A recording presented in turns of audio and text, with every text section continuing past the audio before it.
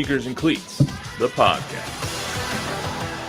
Welcome back to the Sneakers and Cleats podcast. It is, what day is it? Thursday, July 31st. This is episode 260, and I'm Matt Roy, in with Chuck McGinnick. Don is off today. He will be back when we come back. Quick programming note, we will not have a podcast next week, so no Monday, Thursday tradition. We will be back on August 11th.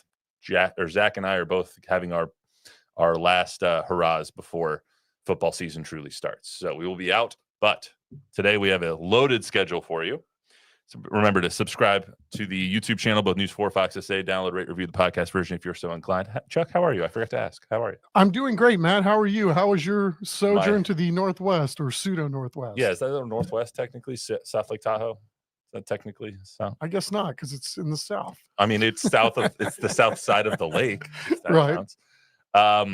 It was really fun. For anyone who hasn't gone to South Lake Tahoe, it is a blast. North Lake is fun too, but South Lake, heck of a good time. Went up there for my buddy's bachelor party and basically flew into Phoenix on Friday.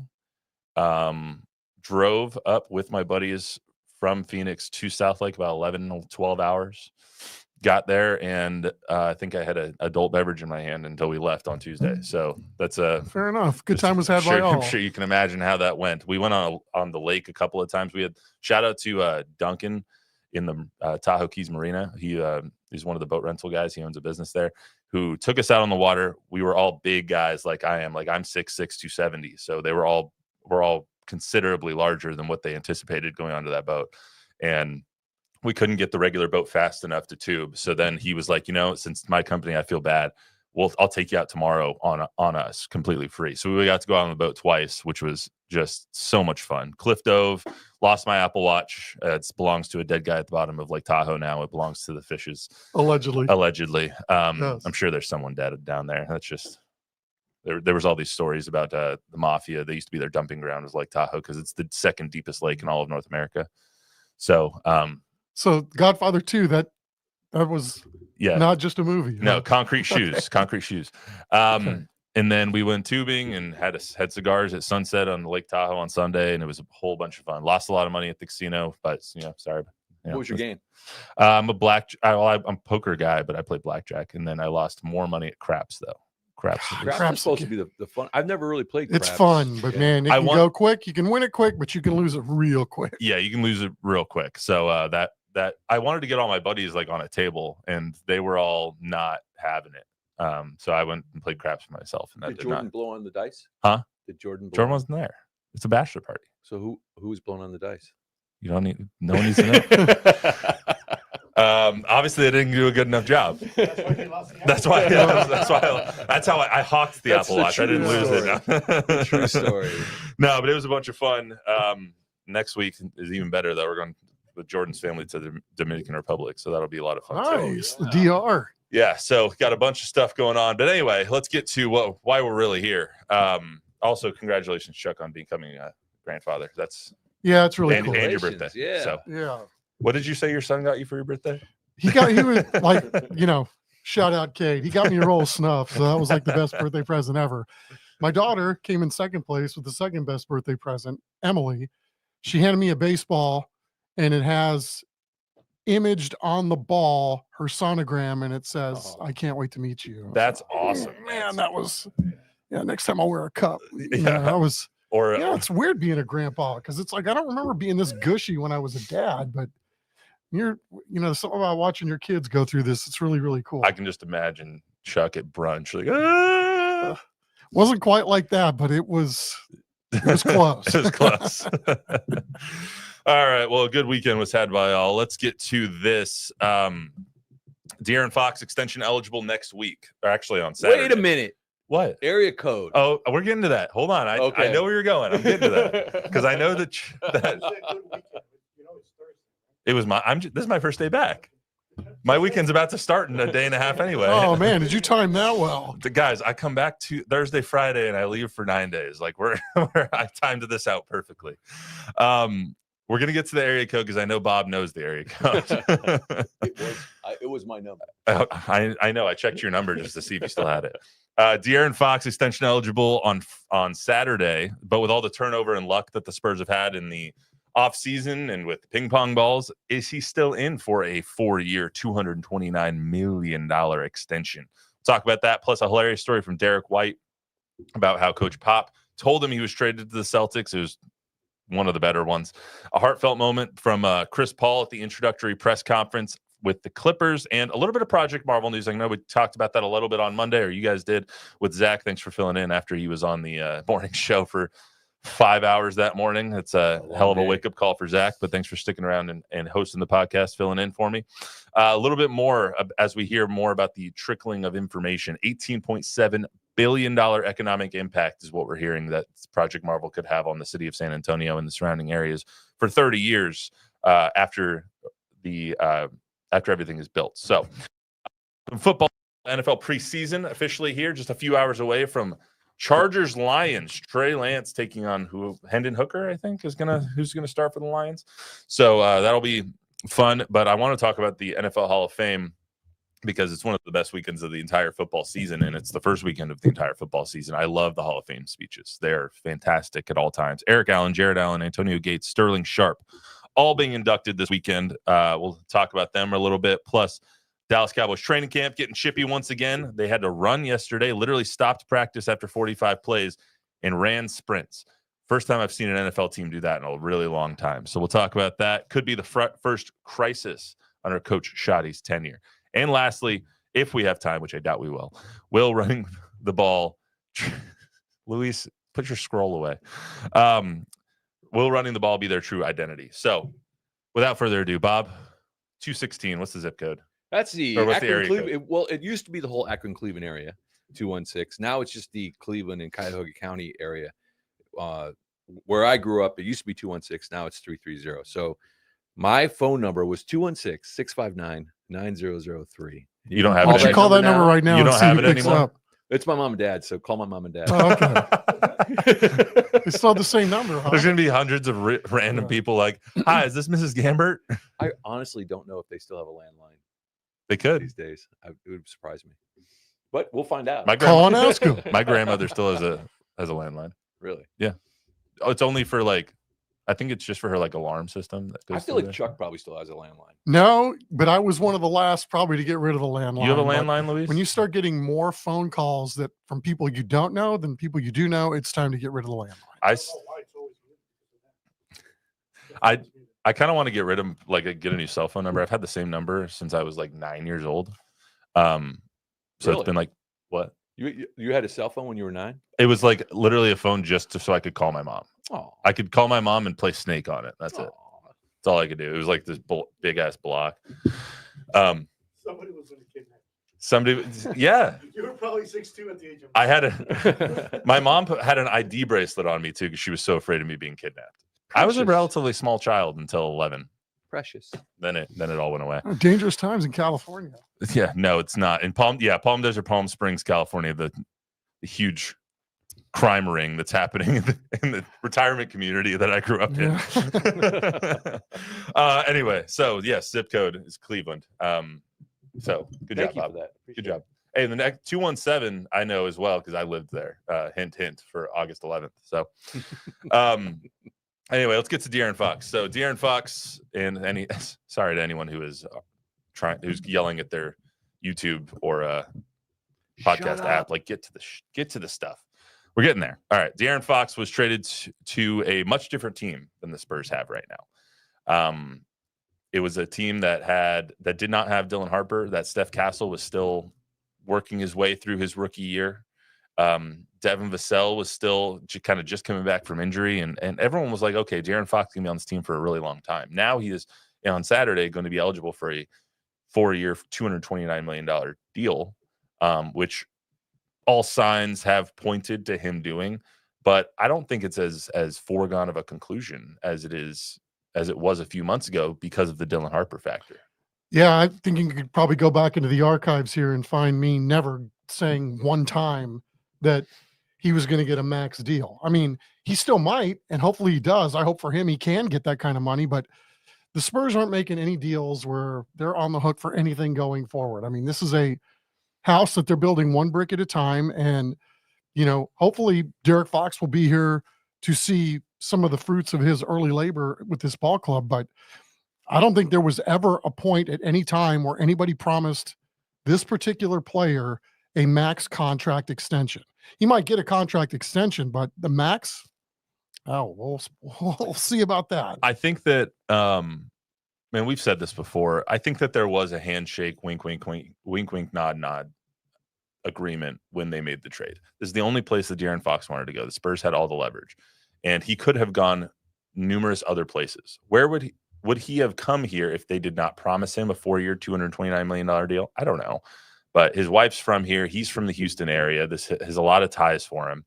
And so I think this is where he wanted to go for a lot of reasons, one of which was they're going to give him $229 million. I think the biggest reason was Victor, and I think there's a chance their camp feels like they can make whatever money they don't get in a max deal on the back end. In other words, just by playing on good teams with Victor Wembanyama and, kind of that connection to a really good player. What I don't know is how Dylan Harper changed the forecast, because he most definitely did. They didn't expect to get the number 2 pick.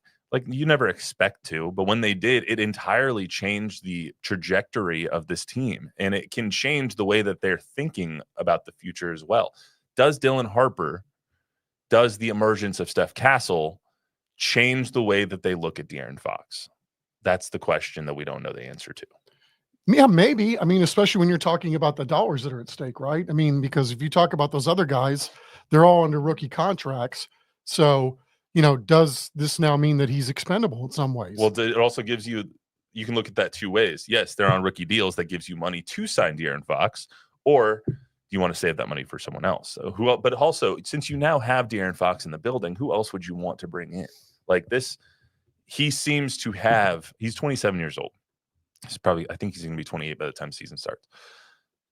Is he part of this future is what you have to ask yourself. And I think that they haven't seen enough to be able to answer that question. And you have to give him this extension, this max extension, in order to find out. It's an interesting proposition, right? Because, I mean, I would want De'Aaron Fox on my team. Mm-hmm. Do I want De'Aaron Fox on a max deal? Probably not, but I still want him on my team. I guess the question for me becomes, which one of these guys on the team would you rather have other than De'Aaron Fox, or would you rather have De'Aaron Fox as opposed to one of the younger guys? Ultimately, that's a good question. I think at this point you have to answer Wemby would be first and then Fox would be second on your team, because you don't know exactly. Like, Steph Castle had a good year, but is he going to be De'Aaron Fox? We don't know that yet. Dylan Harper, he's got all the potential in the world. Is he going to be De'Aaron Fox? We don't know that yet. right? So right now, do you want, what is it, a bird in the hand or a bird or whatever in the bush? 6 of this, half. Yeah, exactly. Like, blah, if there's blah, so many blah, extensions you can, or expressions you can go with here. I think that they give him the long-term extension for max money Saturday. The only way, or at least within the next week, I think the only way that they do it is like they're going to give him 4 years. Is it going to be 229? Is it going to be 212? Is it going to be 215? Like, is he going to give them a little bit of a discount? I don't know. I don't think so. I would imagine that he's going to get his bag and that he's going to take it and run, or not take it and run, but he's going to take it and play as well as De'Aaron Fox has played over the last 8 years. Yeah, I would. I mean, if you were betting on a guy, right, you'd bet on this player for sure. I don't know, man. That's a lot of money to tie up. But who else are you paying? You don't have anyone else to pay. Like, De'Aaron Fox, this deal will take him through. It's an extension, so it'll add on to the next 4 years. So basically, he'll be in San Antonio unless they trade him for the next 5 years. Man, I mean, I was surprised you said that he hasn't shown you enough yet. I mean, well, he was hurt. He didn't show basically anything. We basically saw 6 games of him and Victor before Victor went out, and then he went out in March with his pinky. So, like, we didn't see anything. I liked him. I thought he showed us a ton. I like De'Aaron Fox. I don't want this to seem like I'm poo-pooing De'Aaron Fox. I like De'Aaron Fox a lot, but we didn't see him in a Spurs uniform for more than like 15 games. Like, and I think that the Spurs organization needs to see him and how he meshes with Victor over a longer period of time. And I think they were hoping to do that in the last 3 months of the season and potentially in a playoff run, but they didn't get that chance. So now it kind of puts them against the wall of, we need to sign him to an extension because we need to see what we have, and they weren't able to see what they have. You know, I don't know. I think they shut him down. I think they shut him down. yeah, You know they what I shut mean? him down, but I think they did that because they saw what they needed to see. But I think he also wasn't playing his best. But that you can probably chalk that up to his finger being broken. Like, man, if that's not his best, he's pretty damn I mean, good. he's damn good. I'm not saying he's not. He's a damn good player, and I would I rather. don't see why you hate Fox so much. You know, I hate Aaron Fox. You're right. Yeah, I mean, he's different, right? He looks different. He Yeah. plays different. I want different guys on my team, guys like him. Let me Sure. let me give you this, Chuck. Do you think by the time we get back here on August 11th, you won't be here, but by the time we have another podcast on August 11th, I hope I'm getting that date right, that De'Aaron Fox will have signed his deal? I mean, flip a coin. Do I think that? I mean, I guess it depends on what it's for. If it's a max deal. Do you think he will have, I'll make it more specific, 4 years, $229 million? Is that the max? That's the max. No. So you do not think that he will sign a max extension? I think he would that like day? to. I just don't know that it's going to be a You don't think the 4 to Spurs will 2 give now. him? You don't think the Spurs will give him the full max at this As we point? sit here today, no. I think by the time our heads hit the pillow on Saturday night, he will have a full Okay. 4 year, $229 million max extension for a lot of reasons, mainly because one, the Spurs have the money to do it right now. They're not paying anybody really besides 25 and 20 to KJ, Harrison Barnes, and Vassell. And I don't think that they would renege on that handshake deal that I believe took place. But we'll see. Let's talk about Derrick White here. Derrick White and his hilarious Coach Popovich story. So on a podcast this week, I forgot which one it was, Derrick White told a really funny story about how Coach Pop told him he was traded from the Spurs to the Celtics. So take a listen to this. Getting traded is crazy. We're in Atlanta. Pop walks into the room and is like, hey, we traded you, and doesn't say anything. I'm like, to where? And he was like, we wouldn't have you. We sent you to Boston. And I'm like, all right, yeah, that's cool. Like, I think I thought I was like, yeah, I'll fit well there. But it's also like, what do I do? Brendan Bowman, he texts me, he's like, you want me to get you a bottle?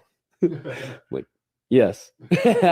So me and B start playing dominoes and drinking. And so he goes on to say that they went to play dominoes and were drinking, and then the Spurs people came up and were like, you have a flight in an hour and a half, and he's lit. And so he's like, all right.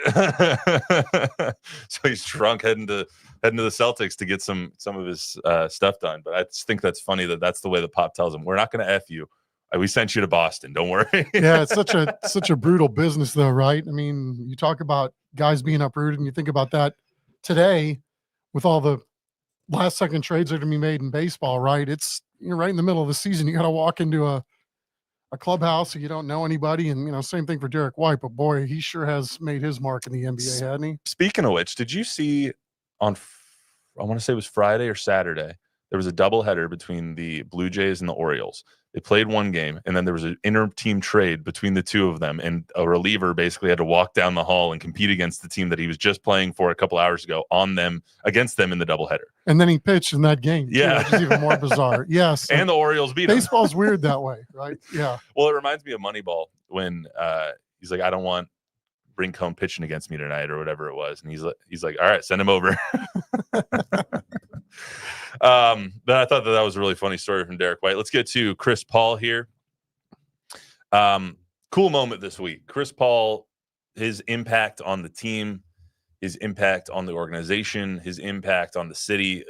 He was here for less than a year. He played all 82 games, and I think that his impact will be felt for a long time. And I think that the impact that he felt from the organization, which I don't know if we've really comprehended yet, apparently it made a huge mark on him as well. So let's hear from Chris Paul. Before I answer anything else, I just want to say thank you so much to, first and foremost, the San Antonio Spurs, to the Hope family, to R.C. Buford, to Greg Popovich, the legend himself, to Mitch Johnson, who coached us this past year, and all my teammates.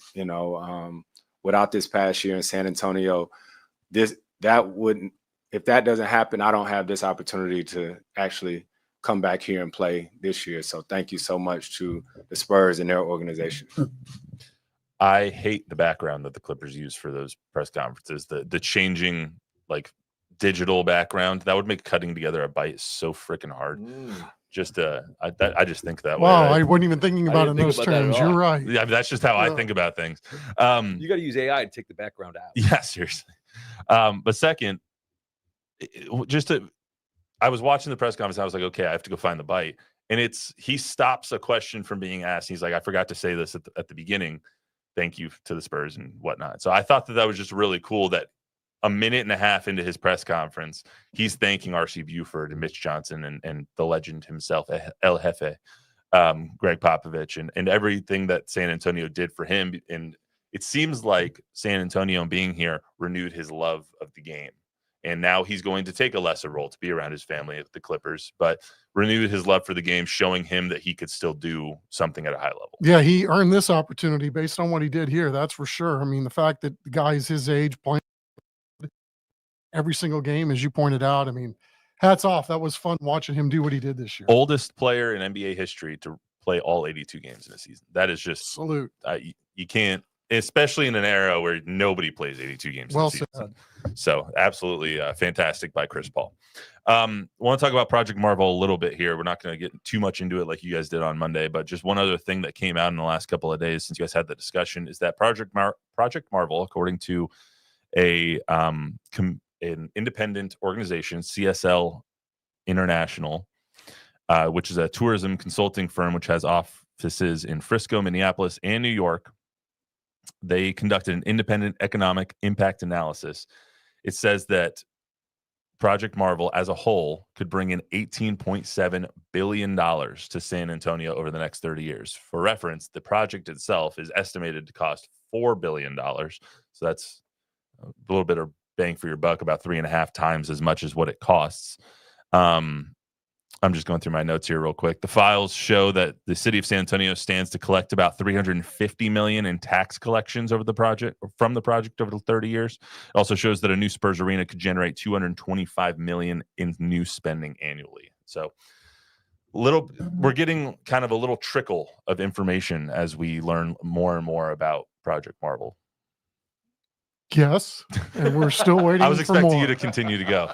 I will. I don't know how to respond. I mean, there's still so much that we don't know about this, and it's like even with those numbers, how do they know? I mean, we still don't know who's going to pay for between $200 and $500 million in what's left. Infrastructure. Well, that and the increase in the venue tax. Yeah, it'll be venue tax and the overrun. Right. That's going to be paid by the Spurs. Again, it's just that hopefully in the days and weeks to come here, because we're running out of time with this, there's a little more transparency. And I think I don't know that I've changed much on that stance either. I mean, there's still a lot that's not been put out there, and we're having to read between the lines a lot. And that, quite frankly, makes me feel really bad for our city leaders, because it's hard to make a decision when you really don't have all of the information in front of you yet. Well, the number that they were waiting for was what the Spurs were going to contribute. And now that we know that number, that at least what they're willing to pony up, it's a little bit easier for everyone, because we kind of know what the venue tax is going to give. It's going to be $450 million if they up it by 0.25%. 211 of that, or something of that nature, 209 has to go to Freeman and to renovate the Frostbank Center for the stock show and rodeo. So you're going to have about 240 left. The rest of that money comes from the Spurs. I mean, it's 240 there, plus 500 million from the Spurs, so plus 500 million from the city. Whatever's left, the Spurs are going to have to pay for. So, and they've already said they'll take care of the overruns. So we'll see what all the figures end up being, but we kind of have what the arena is going to look like now.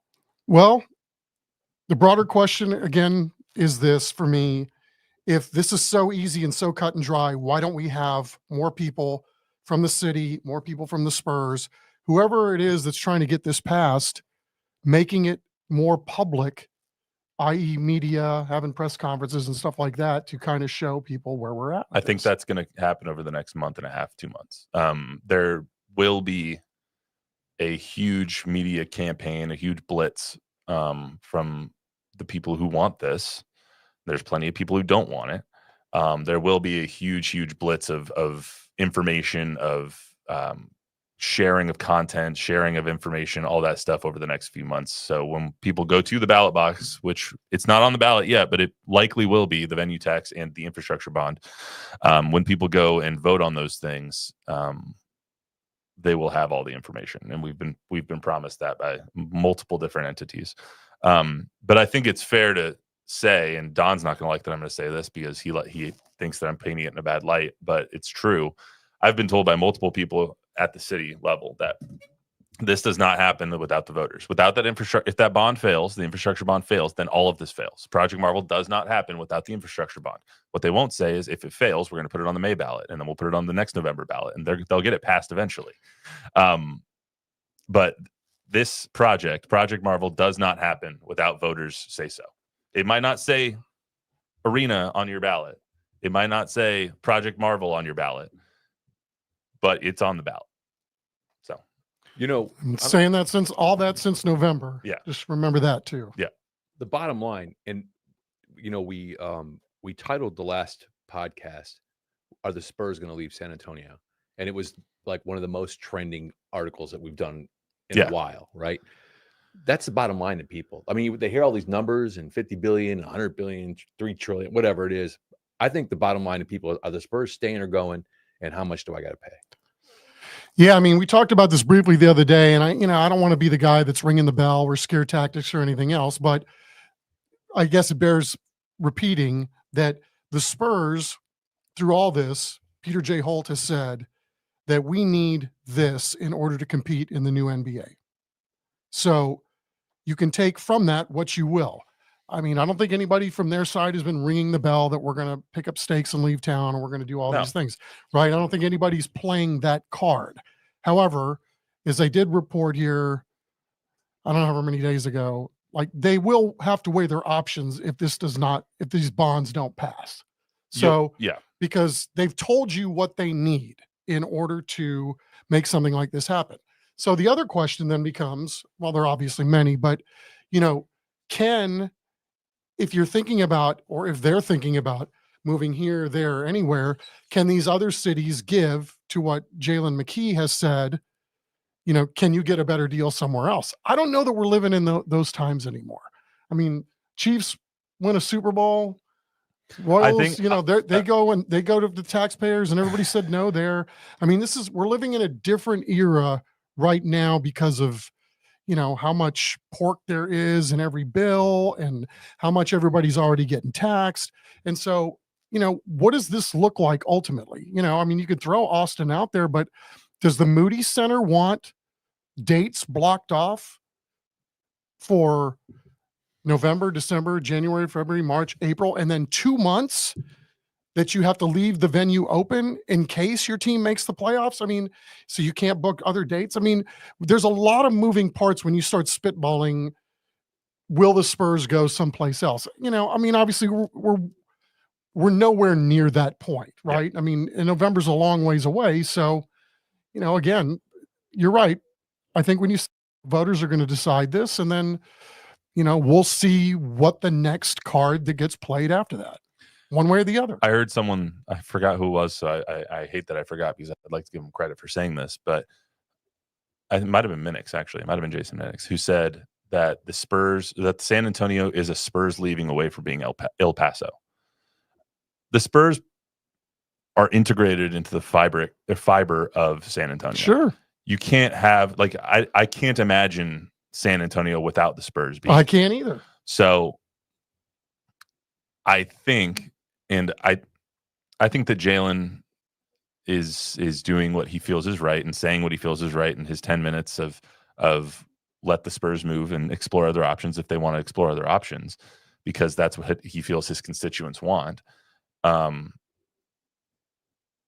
But the impact and the devastation in San Antonio, if the Spurs left, cannot be understated. 100%. I don't feel like this is that time. Like, no one has talked about that yet. That's the question everyone wants to know is are the Spurs going to leave? Are the Spurs going to move? That's like, if we're going to the top floor and that's the top floor is having that discussion, we're below ground right now. Like that is not part of the conversation, is them leaving. they're trying to find out, and I don't want to sound like a Spurs apologist because maybe I will right now because Don's not here to do it. But the Spurs are trying to figure out a way that they can not only help the city, but help themselves. They want to build an arena downtown that will be the centerpiece, one of the anchor projects of a transformative downtown renovation. And the fact that they're going to kick in $500 million for other city projects regarding Project Marvel and $500 million plus overrun, so it'll probably end up being closer to $600 or $700 million for the arena, tells me and should tell voters, in my opinion, that they're willing to bear a lot of this cost, and they're willing to make a significant investment into the validity and the transformation of San Antonio. Well said. That's what it tells me. And so all these talks of will the Spurs leave, I don't even think the door is even cracked open. I think there's 5 deadbolts plus boards across the door for that conversation to even be open.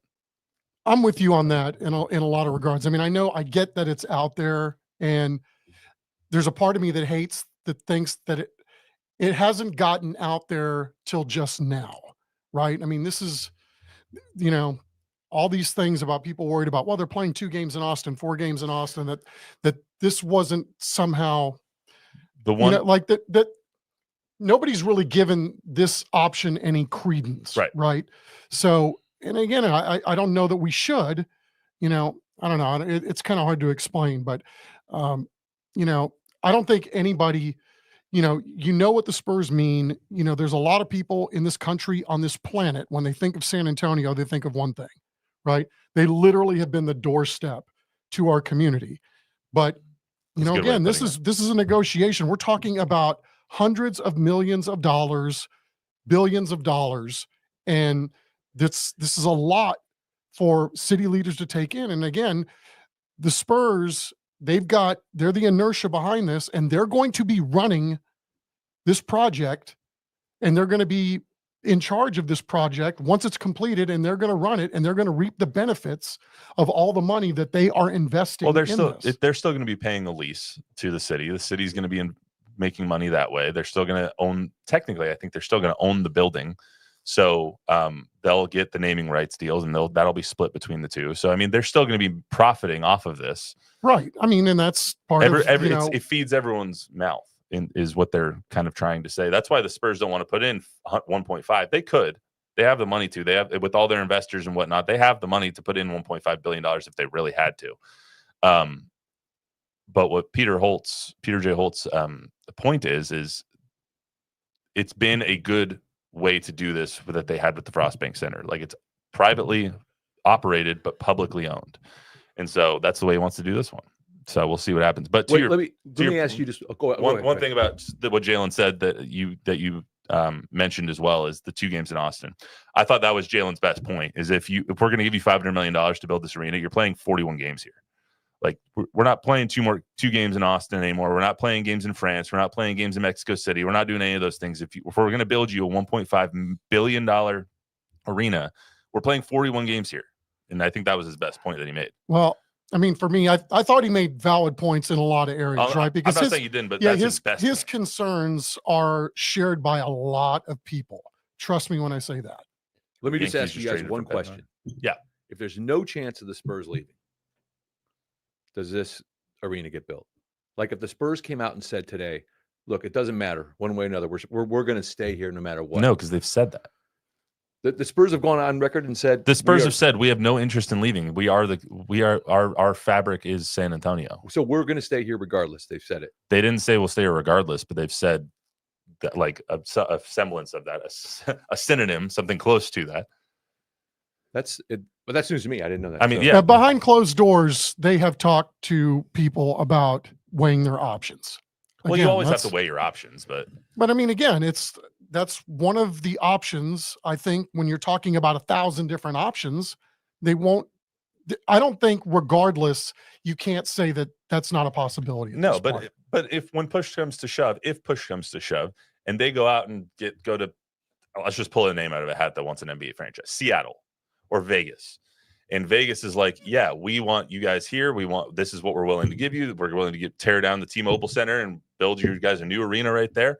You don't think that they would bring that back to San Antonio and be like, yes, here you go. This is what we're going to do if you guys don't. And don't if you do can this. get a better deal in someplace else, I mean, why wouldn't they then do that? Exactly. So, I mean, there's so much hay that's not in the barn on this. Like, no hay is in the barn. There is zero hay. So we'll talk about that when I'm with you. when I more mean, hay gets in the barn. But you're really putting the cart before the horse on this one. Yes. So let's just see what happens in November, and then maybe we'll have a different conversation. Yes. Anything from anybody right now, Bob? There was a whole lot of talk on when we were talking about De'Aaron Fox on the price that it will cost to keep him, and they're just how much cost right now. And like, so the question overall, if I combine all these comments, is can the Spurs? Is it affordable? Is it going to be affordable for the next few years for him to be signed? I don't know anything about that. Harrison Barnes on expiring contract. De'Aaron Fox is already costing $30-something million. So when he bumps up now to what's the math? 56 million. Yeah, 56 million. Harrison Barnes will not be on this team. They're gonna have to probably get rid of KJ or Devin Vassell or someone else that has a little bit of money there. They can make it work. It's not like you're getting rid of the entire bench just to give De'Aaron Fox this money, because it's not going to go into effect this year. It's going to go into effect next year. By then, Harrison Barnes will already be off the books because his contract is expiring anyway. So the money aspect of it, plus you're not paying Steph, you're not paying Dylan Harper, you're not paying Wemby yet. Wemby's extension eligible, I think, next summer. So all those things come into the factor. That's one of the reasons they would give him that extension, is because there's not really that much money on the books yet. So Hey, and one other thing, Tom is in the house, hello, Tom. shout out Tom Guerrero. and Rocky. Remember Rocky? Hey, Rocky Rocky. Garza. Yes. Wow, he leaves and he still listens. That's so nice of him. Yeah. Love Rocky. We're gonna do Hall of Fame real quick, and we're skipping the Cowboys. Sorry for whoever was listening for the entire Cowboys conversation. We are already at like 40 minutes, so we're running out of time. Jeepers. Well, We're long-winded. we aren't are long-winded. There's only two of us here too. I know. Didn't even have Don here. Anyway, so Hall of Fame this weekend. Football is back officially. You can catch the Hall of Fame game over on NBC News 4 San Antonio. WOAI cover starts at 6. Game is at 7. We'll be on right after that. I'm in for Don today, obviously, since he's not here on the pod. Hall of Famers, though, Hall of Fame inductions is Saturday. That's one of my favorite days of the entire NFL season because I love the speeches. The speeches sometimes are long-winded. I didn't love Ray Lewis's speech, which went for like an hour and a half. That was not good, but the rest of the speeches are very, very, very good. And this week, Eric Allen, Jared Allen, Antonio Gates, Sterling Sharp, finally, all being inducted into the NFL Hall of Fame. Any stories about the four of them? Any of the four? You don't have to give one about everybody. So I know you're a Packer fan. Sterling I Sharp am. is. So my parents, when my dad retired from the military, they went back up to Green Bay to be closer to their both sets of parents. And my dad has amazing stories about Sterling Sharp and the height of his Packerdom. You know, going out and on a Saturday would be coaching little league teams, just show up at random parks and, help with coaching. And, so I don't know that you would see a lot of guys doing that while they were starring on NFL teams, but Jared Allen, geez, as a Packer fan, that guy stone in my Minnesota, shoe. yeah. I mean, and obviously one of the great characters in NFL history, right? And then Eric Allen and Antonio Gates is pros, right? You never heard of those guys doing anything but what you saw on Sunday, Yeah. just quiet, went about their business and kicked your keister more often than not. Wow, what a class going in. As a Bronco fan, Jared Allen and Antonio Gates haunt my nightmares. Antonio Gates with the Chargers inspired me to want to play tight end, actually, because I was a basketball player growing up and then ended up going and playing football afterwards. So Antonio Gates was awesome. I remember him, Phillip Rivers, Danian Tomlinson, Darren Sproles. The list goes on and on about those teams that San Diego had before they went to LA. But that Marty Schottenheimer year where they went 13-3 and lost in the AFC Championship game was one of the best teams to never win a Super Bowl. Like, it was so good. I remember actually hearing that they lost when I was at Knott's Berry Farm in Southern California. Wally World. I was like 10, 11 years old. I was like, they lost. But yeah, that was a lot of fun. Why wasn't your family watching the game? I don't know. I was throwing up on a ride or something. I literally did throw up on the silver bullet is what they called it. But anyway, who else was it? Jared Allen, amazing. Sterling Sharp, I feel bad for a little bit because he was always overshadowed by his brother's big personality. And even this week, Shannon Sharp gets fired from ESPN. They say that they're not going to renew his contract on the week that Sterling Sharp is getting inducted. Well, to the Hall actually, of Fame. Sterling is the older brother. Yeah, but he was always like he had those injuries that Yeah, he had hampered his career. Yeah. And Shannon Sharp is one of the best tight ends of all time. And so I feel like Shannon, you sometimes he's the forgotten brother, obviously. Yeah, I think it's even though he's older. He had massive disdain for the media. Yeah. So I think for him, he probably liked it just the way it turned out. It's like, I don't want all the eyes on me all the time. And he was another guy that, really good expressing himself, but damn fine football player. And if he hadn't had the neck injury, he was the better brother if he didn't have the neck injury. Like he was a stud receiver. Yeah. This wouldn't even have been a question of him being in the Hall of Fame if he never got injured. He Well was said. fantastic. I did see last night Shannon Sharp went onto his podcast. I forgot what it's called. All the Smoke, something like that. Nightcap. Nightcap is what it is. He went on there and he told ESPN, like, they told him at the beginning of the week, and he said, "Can you hold this information until next week? Because I don't want it to overshadow Sterling." And of course, nothing is sacred, so it comes out midweek.